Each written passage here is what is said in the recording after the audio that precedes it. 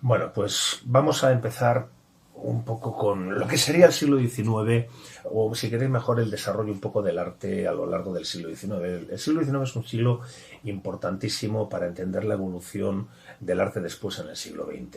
Es decir, a pesar de que es un siglo que normalmente solemos pasar un poco de puntillas sobre él, pues porque, digamos, su pintura a lo mejor abusa demasiado, ahora lo veremos, de conceptos como el academicismo, el realismo, etcétera, etcétera. Es una pintura que hoy en día nos cuesta un poquito ver, ¿no? Es decir, lógicamente si tenemos que elegir entre, pongamos por caso, un Velázquez y un Goya, siempre nos quedamos con un Goya, igual que si tenemos que elegir, por ejemplo, entre un Goya, podríamos decir, de los serios, o si queréis de los comerciales, ahora hablaré de Goya posteriormente, y de los Goyas más personales, por ejemplo Saturno devorando a su hijo, pues lógicamente nos seguiremos siempre hacia los segundos. Todo esto deriva de una idea muy importante que surge a principios del siglo XIX y que es una consecuencia de todos los conflictos que se produjeron a finales del XVIII, concretamente la Revolución Francesa, que fue el romanticismo. El romanticismo que cambió absolutamente la manera de concebir el arte y, más que el arte, el artista. Es decir, tened en cuenta que el artista hasta el siglo XIX era prácticamente un artesano, es decir, como hoy consideraríamos, por ejemplo, un alfarero. Digamos que el artista estaba considerado más o menos de la misma manera. Igual que, por ejemplo, un noble tenía un señor que le cuidaba los caballos, o un señor que le hacía la comida, pues tenía un señor que le escribía poemas o que tocaba el piano para él o que componía piezas para que pudiese dormir. Es decir, esto es más cierto de lo que en principios puede parecer.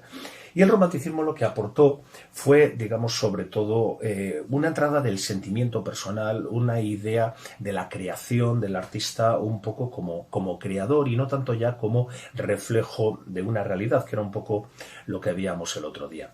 Para entender un poco la aparición de este romanticismo tenemos que ir un poco a qué había pasado en el siglo XVIII. En el siglo XVIII, tened en cuenta, es un siglo que consideramos normalmente bajo la etiqueta de eso que llamamos el neoclasicismo.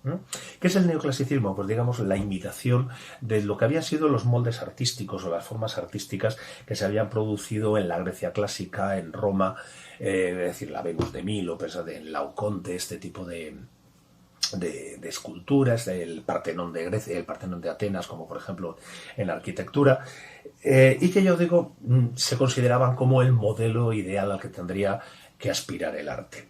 ¿Quién se encargó un poco de introducir estas ideas por lo que se conoce como las academias?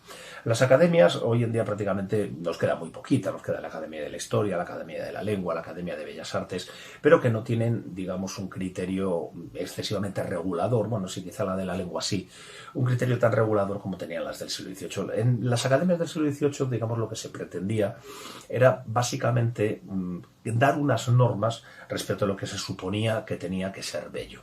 ¿Por qué había que dar unas normas? Pues porque tened en cuenta que el arte siempre está basado un poco en lo que llamamos el gusto. Es decir, a mí un cuadro me gusta, me parece bueno, un cuadro que no me gusta, rápidamente me parece malo.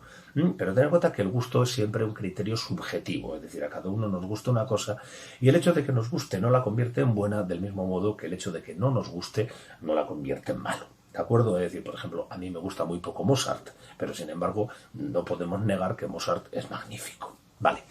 ¿Qué es lo que sucedía? Pues que digamos que a lo largo del siglo XVIII la estética, que es digamos la rama de la filosofía que estudia eso que conocemos en palabras generales como belleza, ¿de acuerdo? Digamos había estado intentando encontrar unos criterios objetivos para valorar la obra de arte. No tanto para valorarla como sí para considerar qué podemos considerar bello y qué no podemos considerar bello. Esto, el tiempo evidentemente ha demostrado que es casi un absurdo plantearse este tipo de temas, a pesar de que la estética continúa funcionando. Lo que sucede es que desde unos criterios muy distintos. Es decir, pues digamos que se consideraba conceptos como el equilibrio, la composición, etcétera, etcétera, se consideraban como los elementos que tenían que configurar la obra de arte para que ésta fuera considerada buena, o mejor, bella, ¿de acuerdo? ¿Qué es lo que pasa? Que, digamos, se trataba de unos criterios excesivamente racionales, es decir, venían demasiado desde la cabeza y llegó un momento en que se produjo tal saturación del racionalismo a lo largo del siglo XVIII que la cosa acabó estallando. Y acabó estallando a raíz sobre todo de la Revolución Francesa, cuando, digamos que todo lo que fue la nueva República Francesa y demás, convirtió el neoclasicismo en algo absolutamente, digamos, la base de todo, ¿no? Es decir, todo tenía que ser racional, todo tenía que ir sobre unos criterios grecorromanos, y la gente acabó bastante saturada del asunto. ¿Qué surge entonces? Va a surgir lo que conocemos como el romanticismo. El romanticismo, tened en cuenta que hoy en día la idea que tenemos de romántico es una idea pues de cenita con velas, este tipo de cosas. Y digo, ay Pepe, que no eres romántico, pues casi yo mejor os desearía que Pepe no sea romántico, ¿de acuerdo? Porque digamos que van a ser gente que van a intentar darle la vuelta un poco al paradigma de lo que se consideraba bello, de lo que se consideraba bueno, etcétera, etcétera, etcétera. Esto viene por muchos sitios, ¿no? Es decir, por ejemplo, esta gente va a empezar a alabar la muerte, es decir, son gente con una idea bastante peculiar en la cabeza, la violencia, la naturaleza en cuanto a algo a dominar por el ser humano, sobre todo la exaltación del individuo, es decir, y digamos va a plantear una serie de ideas bastante interesantes para el desarrollo posterior del arte. Por ejemplo, la idea del artista creador, ¿de acuerdo? Ya os he comentado antes que el artista era un artesano más, es decir, si queréis un trabajador más que había en la casa de los pudientes, y digamos cuya obra estaba supeditada al hecho de encontrar o no compradores para ella. Por ejemplo, si yo quería al pintar un cuadro, yo tenía que esperar a que alguien me encargase un cuadro. ¿Por qué? Porque si no, ¿qué iba a hacer yo con ese cuadro en casa? ¿De acuerdo? Es decir, no se concebía el arte como una decoración. De esto ya hablábamos un poco el otro día. El arte se utilizaba como una exaltación del poder, o se utilizaba como, digamos, elementos de carácter catequético, por ejemplo, en el caso del arte religioso. Y al artista pues se le pagaba los materiales, la mano de obra y poquito más. Es decir, como pagaríamos hoy en día a un fontanero. Esto hoy en día nos resulta absolutamente alucinante, pero era así. ¿De acuerdo? Es decir, ¿qué es lo que va a suceder en el romanticismo? Pues que de repente los artistas, pintores, escultores, músicos, etcétera, van a prescindir de este tipo de elementos. ¿Por qué?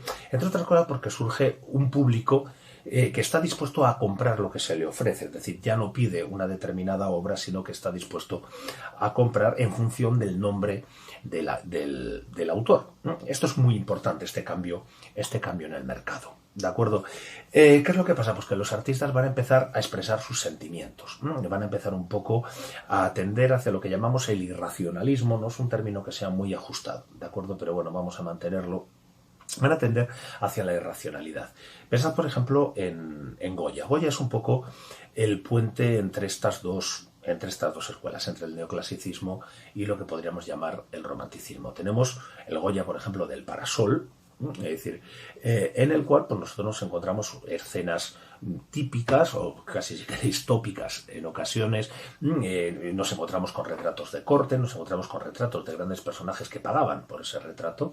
Lo digo, pero por otra parte nos encontramos con un Goya mucho más personal, es decir, un Goya sobre todo al final de su carrera en el que pinta sus obsesiones, dedica un poco digamos a expresar su mundo interior en los cuadros, por ejemplo, todo lo que se llamó la Quinta del Sordo, estoy pensando en los fusilamientos del 3 de mayo, es decir, cuadros donde él ya no tiende a que digamos ese cuadro vaya a ser un producto de mercado, sino una expresión de sus sentimientos, ¿de acuerdo? En Europa, por ejemplo, nosotros nos encontramos con autores como Friedrich, es decir, Friedrich es un autor que se va a dedicar prácticamente a esa reflexión romántica del hombre enfrentado a la naturaleza.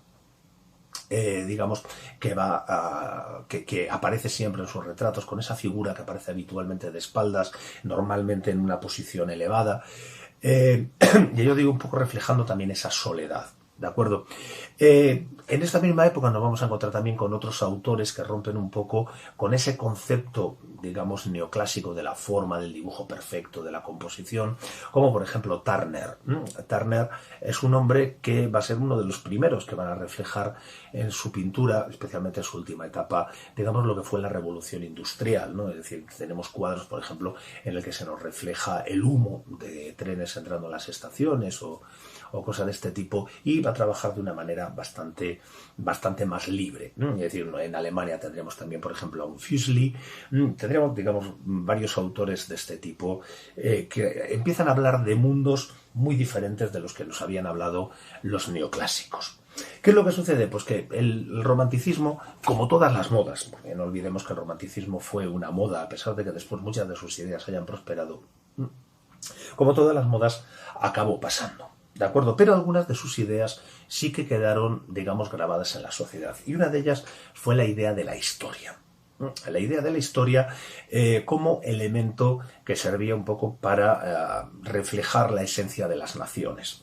Tened en cuenta que el siglo XIX empieza con la figura de Napoleón Bonaparte. Napoleón Bonaparte va a conquistar un poco, va a intentar conquistar toda Europa para atraerla hacia los conceptos de la Revolución Francesa, la famosa fraternidad, igualdad y libertad, pero lo va a hacer de una manera pues un poco salvaje, con un ejército de 2 millones de hombres, y esto va a provocar que digamos que los países europeos, o las naciones europeas mejor, empiecen a ser conscientes de su propia identidad, ¿no? Es decir, a lo mejor un alemán, digamos un bávaro mejor, porque en esta época aún no podemos hablar de Alemania, un bávaro a lo mejor él no sabía que era bávaro, desde luego lo último que se le ocurría en el mundo era que fuera alemán, pero desde luego lo que sí que sabía era que no era francés. ¿De acuerdo?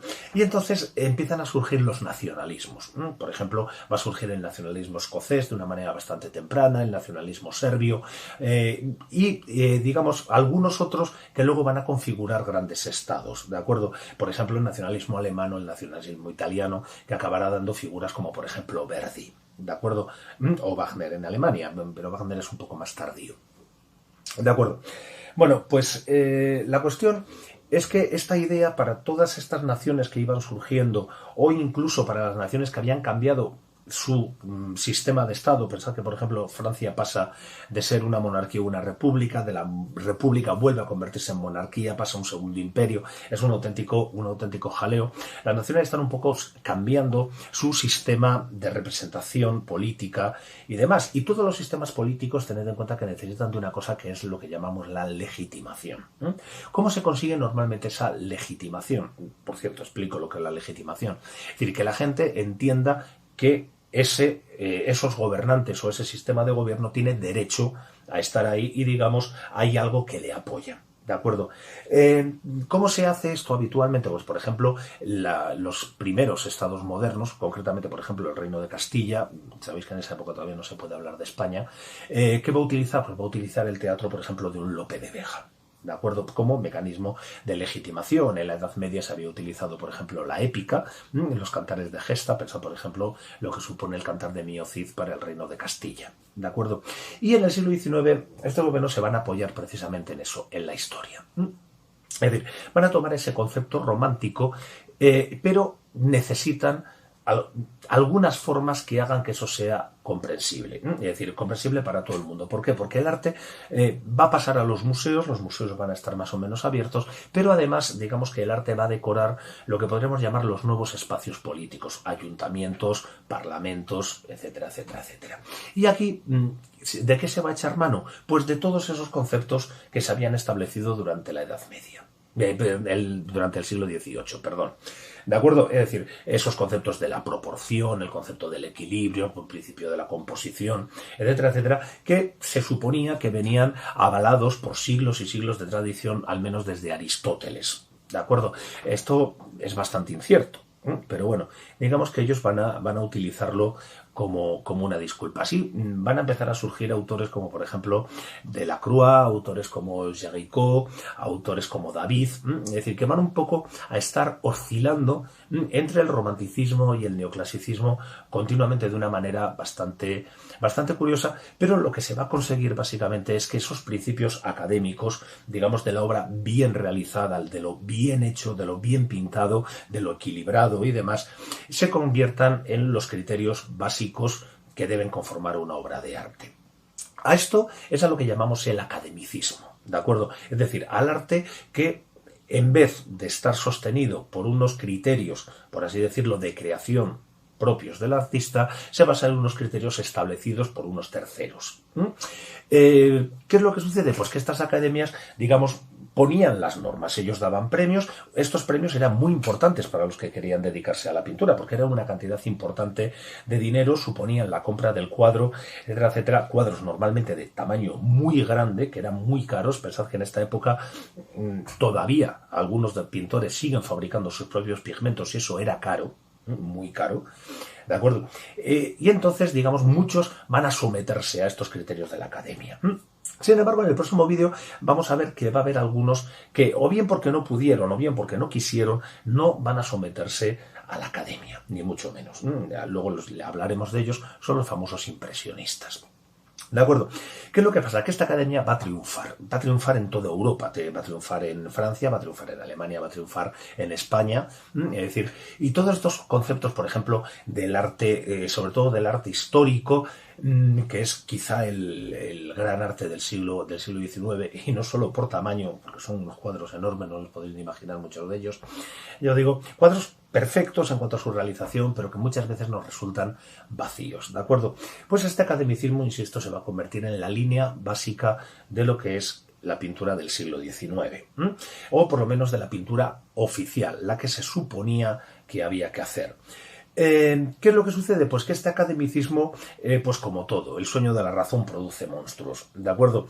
Va a llegar un momento en que va a llegar a unos límites esta manera académica de pintar absolutamente disparatados. Por ejemplo, lo que son los Pompiers, en Francia, una escuela que, digamos, de un amaneramiento absolutamente brutal, o lo que se conocen como los prerrafaelistas, nunca me sale la palabra la primera, los prerrafaelistas británicos, yo digo, por ejemplo, con Alma Tadea, con unos cuadros absolutamente magníficos en cuanto a su ejecución, basados normalmente en temáticas bíblicas, yo digo, pero que hoy en día nos parecen quizá excesivamente remilgados. Es decir, y digo remilgados por no decir cursis como un piano blanco.